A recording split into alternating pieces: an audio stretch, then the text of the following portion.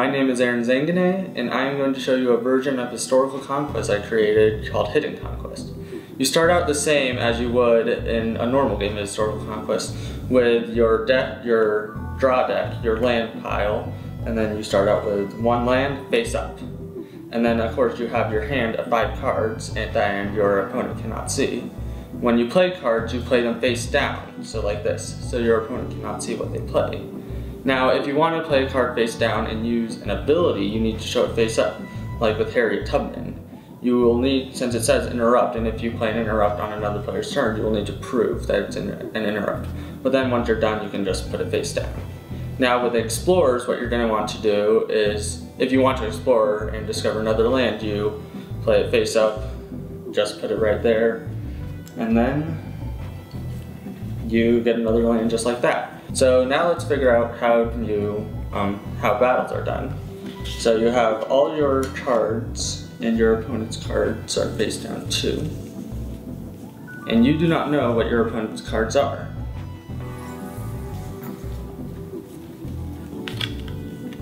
So let's look at all the lands that are in play.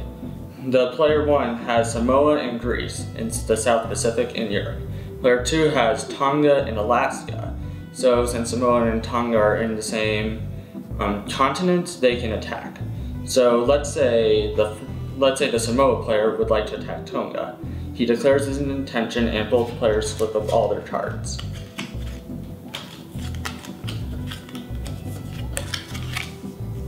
So that was a risk for the Samoa player because the Tonga player had 4 cards in his land, while Samoa only had 3 character cards. So, but all of Tonga's players have less than 100 defense points, so Samoa would win. Once the attack is over, you can just flip all the cards over again, and then it's the next player's turn. There's a new ability for spies and assassins in Hidden Conquest. Spies and assassins can look at what players' cards are that are hidden. So there are 4 ways spies and assassins can look at. They can either be in the same continent, so James Armistead can look at a card in the Kingdom of Tonga. What the Tonga player would have to do is shuffle all his cards together. James Armistead would get to pick 1 card, just he looks at it, and then he puts it back in his land. The second way is you can use an explorer to travel to another land. So Zebulon Pike is in Greece, and so is Sir William Stevenson. So Pike can take Stevenson to Alaska if he wanted to, or Tonga, since they're not in the same continent as Greece. And then it's the same thing, all the cards are shuffled, and then Pike picks one, looks at it, and puts it back.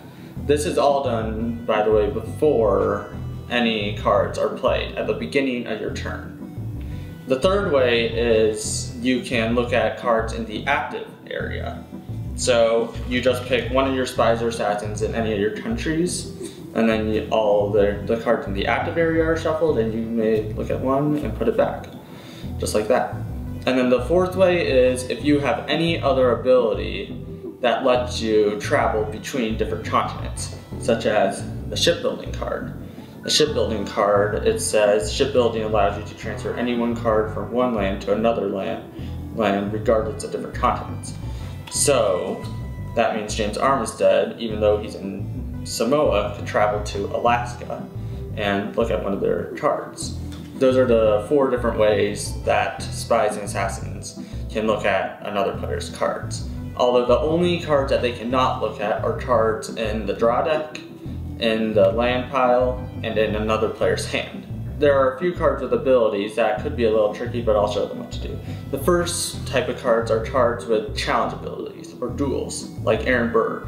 His ability says he will duel with any 1 character of your choice. A character with the largest attack points wins.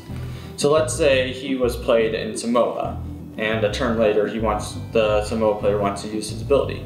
He flips up Aaron Burr with his intention, and then Aaron Burr can challenge any card regardless of different continents. So Aaron Burr chooses this card after these cards are shuffled.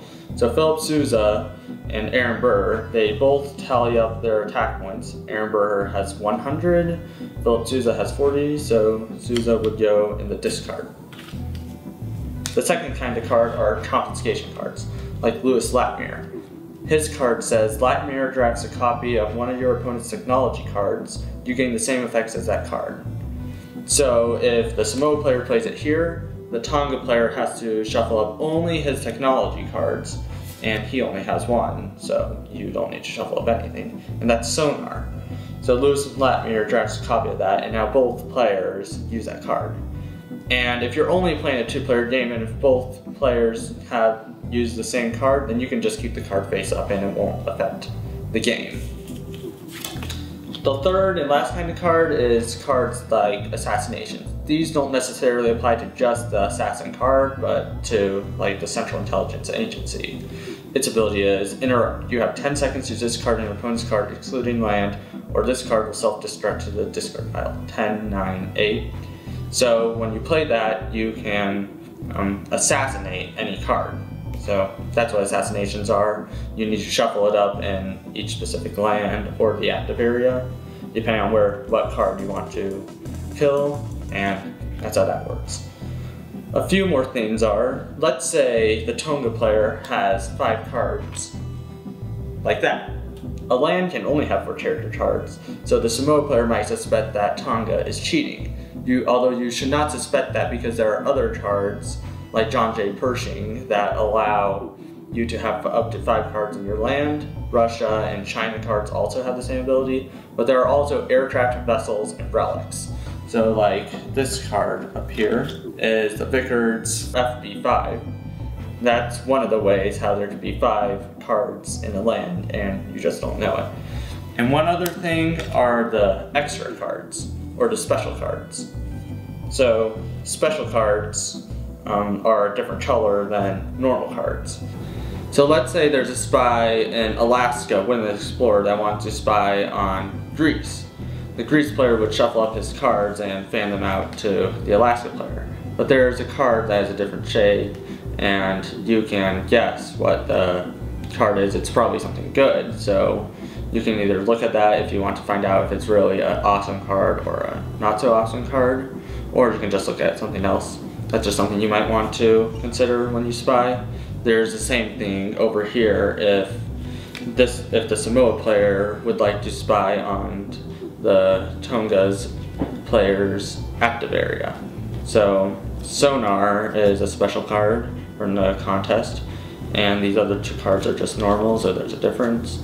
And you get shuffled up, and then if this player already spied there and found out what Sonar is, you don't need to find out again unless if you have a bad memory and you can't remember. So that's just something you might want to think about. So, and just remember that if you play an ability, you need to play it face up. If it's a morale card, like Jesse Owens, 300 morale points for you, then you need to flip it up, but just put it back down. And that's how you play Hidden Conquest. I hope you like it. Good luck.